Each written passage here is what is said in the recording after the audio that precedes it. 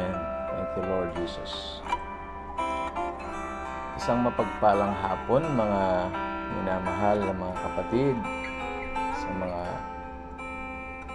nasa ibayong dagat, maging dito po sa ating bansa, sa lahat ng mga kapatid na makakapanood po ng ating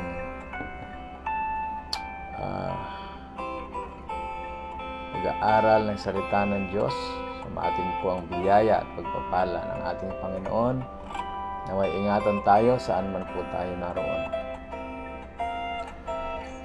Ating binabati ang mga kapatid natin sa Kabisayaan, sina Brother Dondon, sina Pastor Ronald,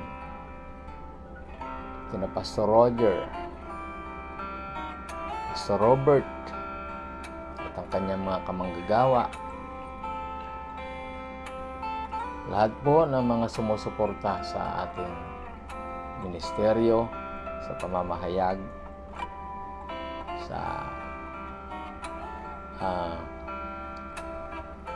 araw-araw na pag-share ng message of the hour.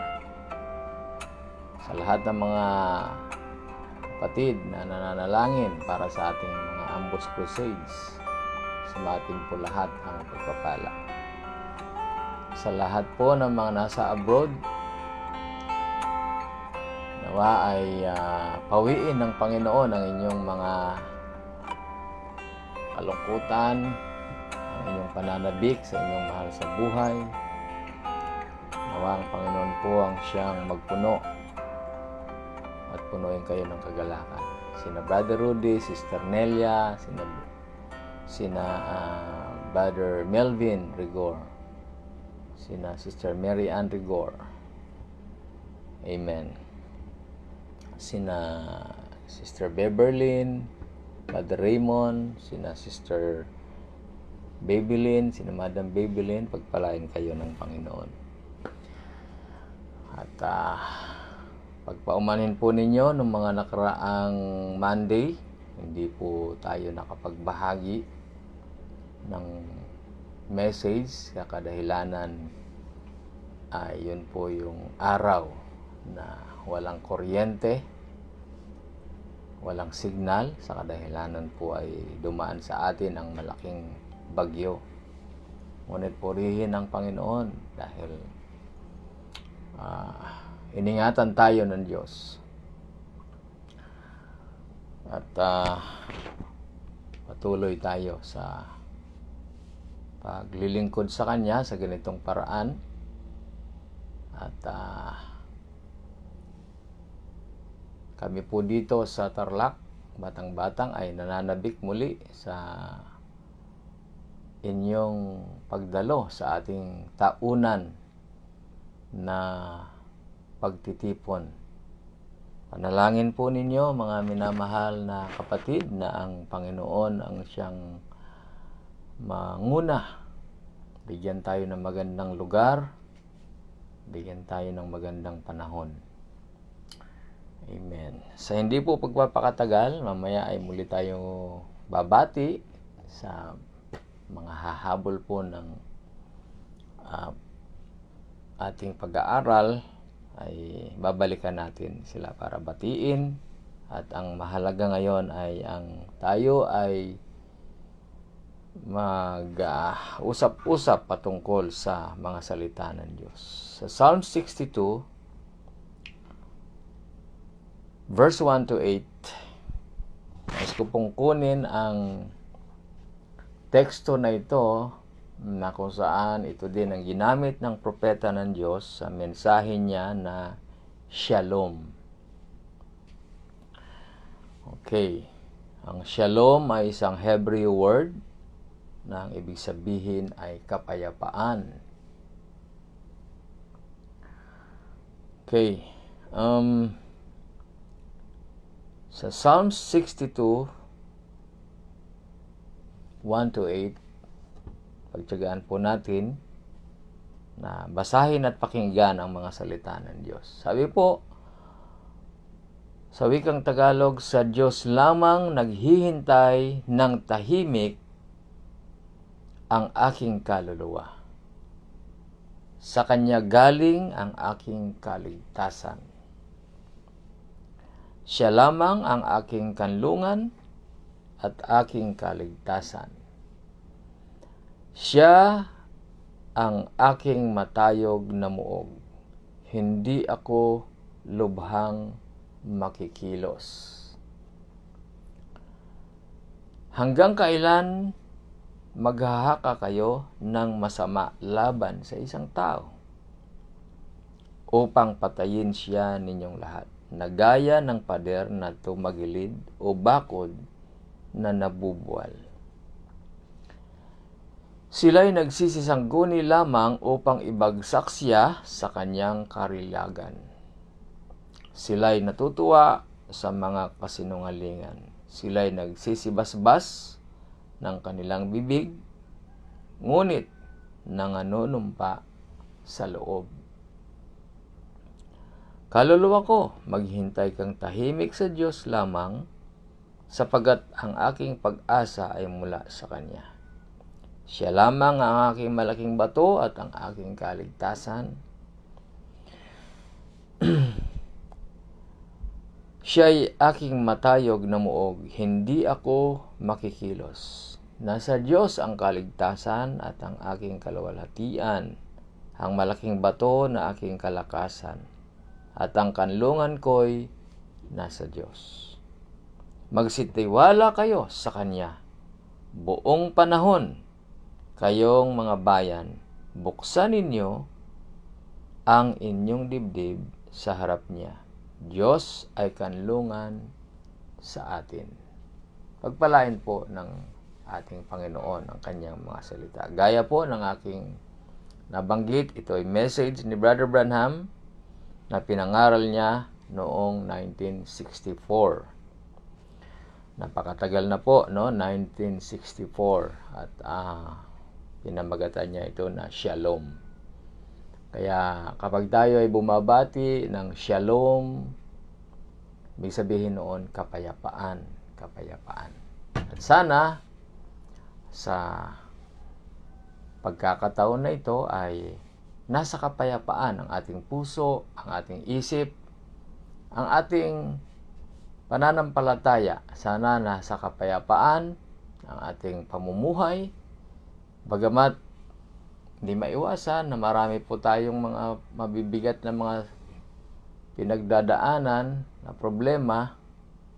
Ngunit iyon ang maganda sa isang Kristiyano. Kahit marami po tayong mga kabigatan, ay naroon ang kapayapaan sa atin. Hindi tayo naghuhormentado, hindi tayo desperado para gumawa ng anumang bagay sa buhay natin, kundi payapang-payapa tayo. Amen. So, isa pang talata ang binasa ng ating mahal na propeta o ginamit na verse sa chapter 60 ng Isaiah. Ang sabi rito, ikaw ay bumangon, sumilang ka, sapagkat ang iyong liwanag ay dumating, at ang kaluwalhatian ng Panginoon ay sumikat sa iyo. Sapagkat narito, tatakpan ng kadiliman ng lupa, at ng salimuot na dilim ang mga bayan. Ngunit ang Panginoon ay sisikat sa iyo, at ang kanyang kaluwalhatian ay makikita sa iyo. Okay. Kaya po binasa natin ito dahil ginamit ng mahal na propeta. Ang sabi niya sa kanyang mensahe na to, tayo ay nasa kalagayan na merong mixture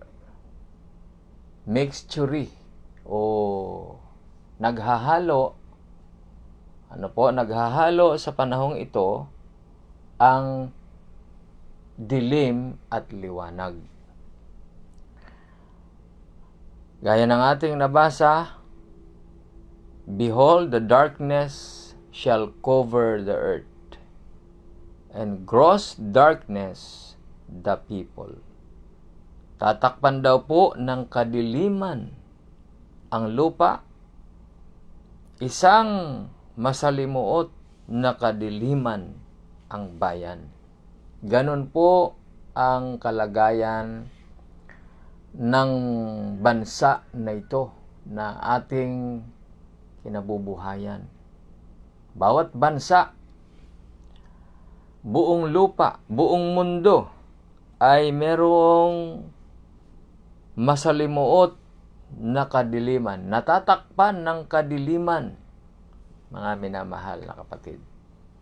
Kaya hindi na tayo nagtataka. Ang kadiliman dito ay hindi literal na kadiliman. Hindi po ito yung dilim sa gabi, kundi ito yung kasamaan ng tao. Nagdidilim ang isip, nagdidilim ang puso, nagdidilim ang mga desisyon dahil po sa kasamaang nangyayari. Nais kong pansinin natin ang statement ng mensahero sa ating panahon. We're facing here in our two subjects that we read, the two scriptures, rather a very contrast one to the other. Yung pong binasa natin na dalawang scripture, magka-contrast, magkaiba. Kasi yung isa kanina, ang sinasabi ay liwanag. Sa Psalms chapter 62, liwanag ang sinasabi rito. Ang Diyos ay ating kanlungan. Ang Diyos ang ating kublihan, ang ating kaligtasan. Siya ang ating liwanag. Ito naman po sa 60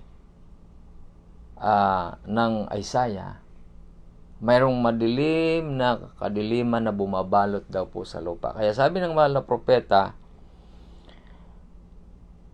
sabi niya rito, in Isaiah it says, "Arise and shine, for the glory of God has come upon you." The light is here. In the next verse, gross darkness is upon His people. And then, when we are in mixture of light and darkness, nandito tayo sa mixture, yung nagsasama ang liwanag at ang kadiliman. And then my address to the church is Shalom. Ang akin pong pinapadala sa church, sa simbahan, ay Shalom. Na ibig sabihin, sabi niya, peace. Let's find out what it's all about. We are facing this year with both darkness and light. The world is one of the most chaotic times of darkness that it's ever stood in. Ang mundong ito, ang sanglibutan na ito, ay ang pinaka-magulo, no? Pinaka-worst na may madilim na tinatayuan. And yet, it's standing in again, the most blessed light that ever did shine. Subalit, at the same time, may liwanag na dumating sa panahong ito. Sabi po ng mahal na propeta, okay, nais kong i-summarize ang sinabi ng mahal na propeta. The church, the reason I'd say shalom to them is because that it's God's peace.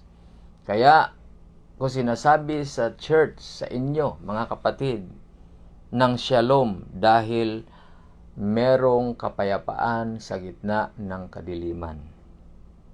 That's what I want to bring to you this morning for this New Year's, not looking back, but we're looking forward to the breaking of a new day. Kung ano man daw po ang mga nakaraan nating araw, mga nakalipas, hindi na natin lilingunin ito, kundi ang ating titingnan yung panibagong sikat ng araw. Until there is something great laying ahead of us, where the years has been the joy that we've looked forward, pressing, coming of the great light.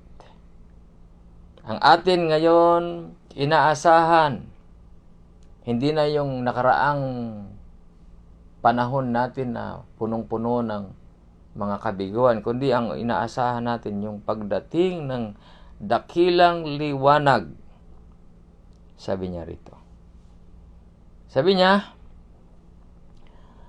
okay, we see it breaking between heavens and earth, from earth-bound sickness, troubled world, into a bright shining day of immortal life and immortal body and immortal earth that shall never pass away. Mula rito sa lupa na tayo ay tinatalian ng karamdaman, tinatalian ng mga kaguluhan, tinatalian tayo ng mga problema, ay makakawala tayo sa patungo sa isang nagliliwanag na araw, sa isang immortal na buhay at isang immortal na katawan na hindi kailanman nasasaktan, nabibigo, nagdaramdam.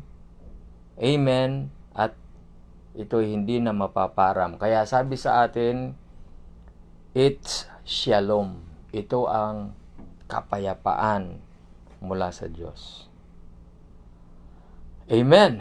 So, sabi niya, liwanag, light, light time coming for the believers. Ang liwanag ay dumarating sa mga mananampalataya. Ngunit kadiliman sa mga taong hindi nananampalataya. At iyan po ang mahirap, mga minamahal na kapatid.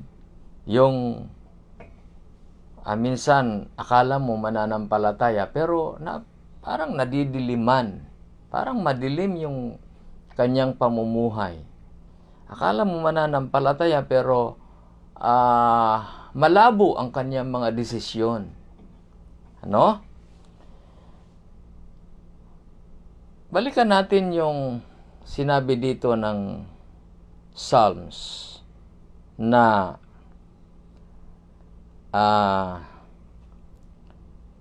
sa verse 3, hanggang kailan maghahaka kayo ng masama laban sa isang tao?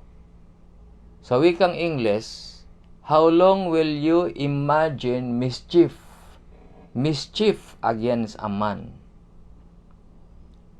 Tingnan niya po natin yung salitang mischief. Kung ano ito, na hanggang kailan kayo maghahaka o gagawa ng mga mischief. Ang mischief po ay reckless or malicious behavior that causes discomfort or annoyance in others. Isang mga hakbang na malisyosong pag-uugali na hindi nakakatuwa at ito ay nagpapahiya sa ibang tao. Okay? Yun po yung mischief sa pakahulugan ng dictionary. At someone who is playful, mischievous, and often engaging in minor pranks or troublemaking, but without malicious intent.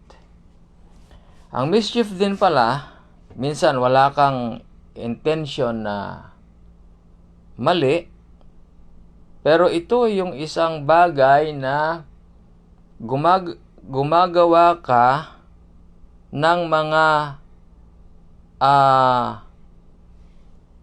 pranks. Alam natin yung pranks, yung isang kasinungalingan. Alam naman natin siguro yung mga vlogger na yon na nagpa-pranks, di ba? Na shock ang kanilang ginagawa.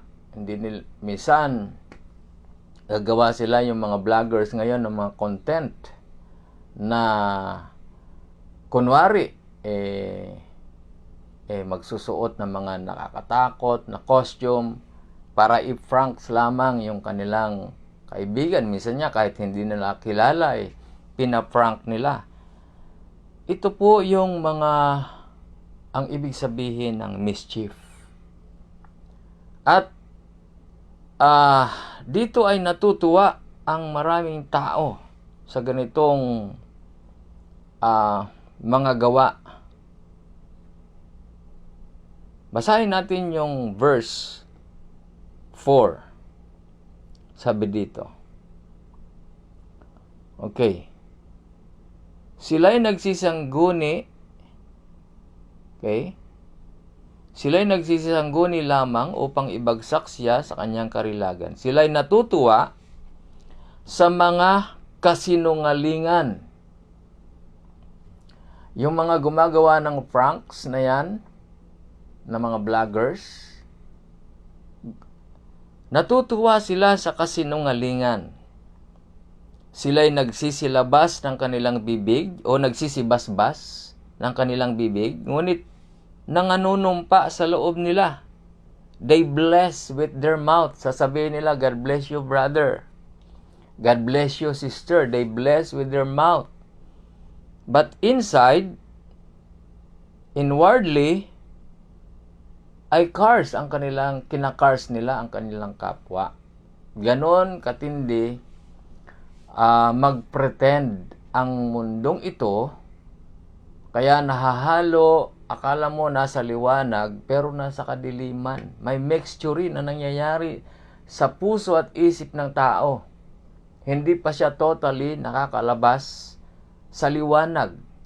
Nagmimix pa ang dilim at liwanag sa kanyang puso.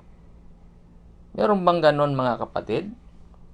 Hindi po pwedeng magsinungaling ang Biblia na sasabihin mo sa iyong bibig, God bless you, pagpalain ka, God bless you, pero pagtalikod mo pala, hindi mo naman talaga totoo siya na binibless, kundi sinusumpa mo pa nga siya.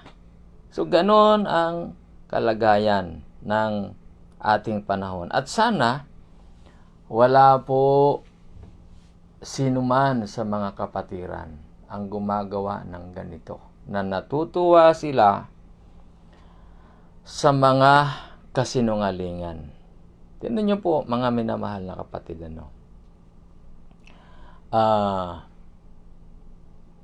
hindi na natin alam kung sino ang totoong nagsasabi ng totoo, lalo na sa gobyerno.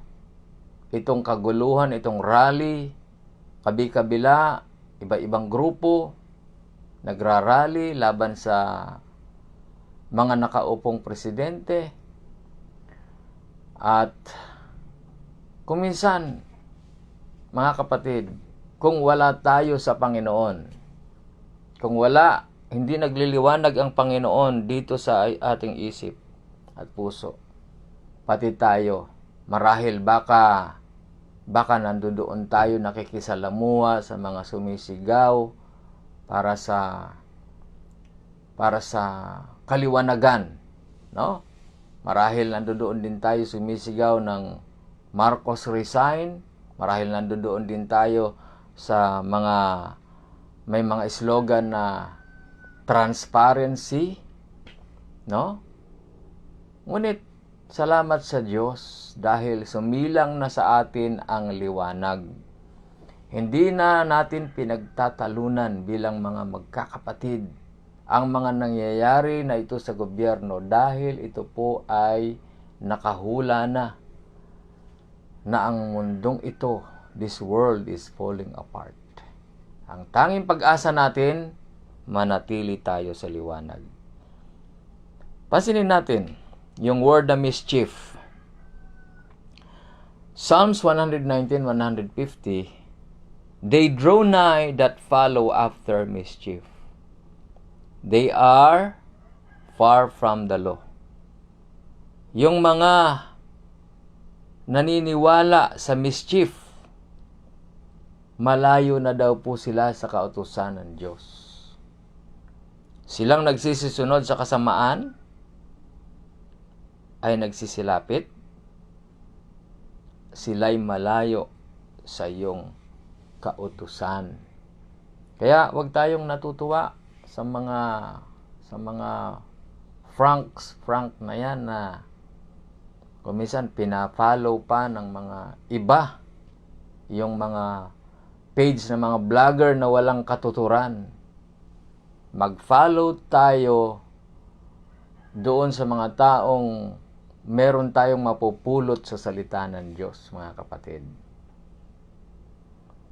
Proverbs 6, verse 14, pagdaraya ay nasa kanyang puso. Siya'y laging kumakata ng kasamaan. Ito po, frowardness is in his heart. He deviseth mischief continually. Yon. Sila'y laging kumakata ng kasamaan. Yun na, yung mga mischief, yung mga pranks. No? Yung mga nagkukunwari. Siya'y naghahasik ng pagtatalo. Yan po, yung mga gumagawa ng kwento, yung mga nag-iimbento ng kwento. Ito ang masaklap, mga kapatid, ano? Marami na tayong mga nasa showbiz na mga believers ngayon. Oo, hindi sila kinuha ng Viva Films, hindi sila kinuha ng anumang mga movie films, pero sila na ang director sa sarili nila, sila na yung producer, sila na rin yung artista. Iyon ang nangyayari ngayon sa mga believers. Ano? May sarili na silang pelikula. Umaarte na sila kasi kanya-kanya na nga tayo ng camera ngayon, kanya-kanya tayo ng video. Now, hindi ko sinasabing mali na mag-video tayo sa mga sarili nating mga lakad o ano pa man. Pero yung umarte tayo ng walang katotohanan, we are just doing a mischief. No? Dahil wala na tayong kaibahan sa mga showbiz personality. At sabi dito, mga kapatid, kumakata lamang sila ng he deviseth mischief continually. At yun ay ang mga nangyayari ngayon. Sabi dito, sila'y naghahasik ng pagtatalo. Tingnan nyo, mga minamahal na kapatid, gustong-gusto ng mga taong mapaghasik ng pagtatalo na yung kanilang kapwa nagkakagulo. Gagawa ng istorya para pagtalunan. Isa po ito sa mga nangyayaring kadiliman sa ating panahon. Ano ang dahilan bakit pinag-aawayan nila ang presidency? Para sila yung umupo. Para lahat hindi na makapaghintay na ang isang presidente, ang isang mayor, ang isang governor ay matapos ang kanyang termino. Kaya ganon kagulo ang mundong itong kinagagalawan natin. That's the reason why we are in gross darkness. Ngunit hindi tayo doon sa anak ng kadiliman, kundi tayo ay mga anak ng kaliwanagan. Gaya ng sinabi ng Thessalonica, ye are the light, ye are the children of light. Sabi po sa Thessalonica 5, ang talata ay 5. And the children of the day, we are not of the night, nor of darkness. Tayong lahat daw po ay pawang mga anak ng kaliwanagan at mga anak ng araw, tayo hindi anak ng kadiliman o gabi. Salamat sa Panginoon. Kaya, brothers and sisters, paano natin madidistinguish? Paano natin makikilala ang isang tao kung siya ay nasa parte ng anak ng liwanag o parte ng anak ng kadiliman? May sinabi diyan ng ating Panginoon, Lucas 16, ang talata ay 8. Bago tayo tuluyang magtapos, ito ang sinasabi rito. At pinuri ng kanyang Panginoon ang lilong katiwala, sapagkat siya ay gumagawang may katalinuhan. Sapagkat ang mga anak ng sanglibutang ito, sabi rito, sa kanilang sariling lahi, ay matatalino kaysa mga anak ng ilaw. The children of this world, yung mga anak daw po dito sa sanglibutan na ito, children of this world, ay mas matatalino kaysa mga anak ng liwanag. So, matalino sa laman. Pero sila ay mangmang sa espiritu. Matalino sila, nakakuha sila ng abugasya. Nakuha nila yung may mga degree holder sila. May matataas silang mga posisyon. Ganun ang kanilang talino. Kaya wag na natin nasain, mga kapatid, na mapuno tayo ng sobrang talino ng mundong ito.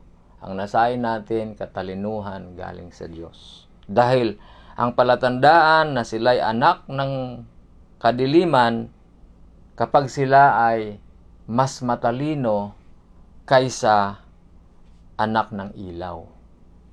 Ulitin ko. Children of this world are in their generation wiser than the children of light. They are wiser. Of course, hindi din naman tayo pwedeng hindi wise kasi ang bride ay wise yan. But they are more wiser. Ang kanilang katalinuhan nga lang ay karnal na katalinuhan. Okay, bilang paalala at pagtatapos, nais kong basahin ang panghuling talata. Sa John chapter 12 verse 35 hanggang 36, sabi po dito, sinabi nga sa kanila ni Jesus, kaunting panahon na lamang, sa gitna ninyo ang ilaw. Kayo'y magsilakad samantalang nasa inyo ang ilaw. Yan po ang paalala sa atin. Habang nasa atin ang ilaw, magsilakad tayo na kasama ang ilaw. Upang huwag kayong abutin ng kadiliman at ang lumakad sa kadiliman ay hindi nalalaman kung saan siya tutungo.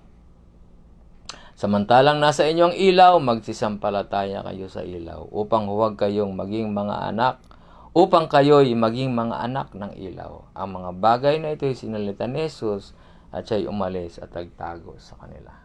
Pagpalain po kayo ng ating Panginoon. Habang nandito ang mensahe, habang nandito pinapangaral ang Word of God, pakinggan natin ang Word of God, ipamuhay natin ang Word of God, samantalahin natin, i-enjoy ang Word of God. Shalom everyone. Pagpalain kayo ng Panginoon, sumaatin lahat ang kapayapaan. Amen. Pagpalain po tayo ng Diyos. Ating binabati sina Brother Lawrence sa Zambales, sina Brother Louie Miano, Louie J. Pagpalain ka dyan, Brother Louie J. Sina Brother Randy Dadulya at sina Christian, Brother Christian Ribadulya. At siyempre ang ating kamanggagawa, sina Pastor Mark Lakdaw, Sister Mer, God bless you, Sister Mer, at si Brother Jerry. Pagpalain kayo, Brother Jerry. Ingat po kayo dyan. At ang mga kapatid natin, sina Brother Don. Okay? At sina Pastor Robert, Sister Leia Padulyo, Sister Hazel, God bless you, Sister Hazel, Sister Esther, at Sister Colleen. Ganun din kay Sister Edna Lambos. At sa ating mga mothers, sina Sister Auring, sina Sister Jonalyn Ribadulla, at ang ating deacon na si Brother June Lagmay. Pagpalain po kayo ng ating Panginoon sa lahat ng mga makakapanood pa nito. Nais ko pong magwakas sa isang maikling panalangin. Amang banal, pagpalain mo po kaming lahat at ingatan sa araw-araw naming gawain. Salamat po sa iyong mga salita. Ikaw ang maluwalhati. In Jesus Christ's name we pray. Amen. Salamat po sa inyong pagsubaybay. Pagpalain tayo ng Panginoon at kita-kita po tayo sa mga darating na araw. God bless din kay Pastor Michael Agag. Maraming salamat. Pastor Mike, Sister Melinda. Amen. Nandiyan po sila. Pagpalain po kayo ng Panginoon. Ingat po kayo dyan. Sister Esther Lakdao. Amen.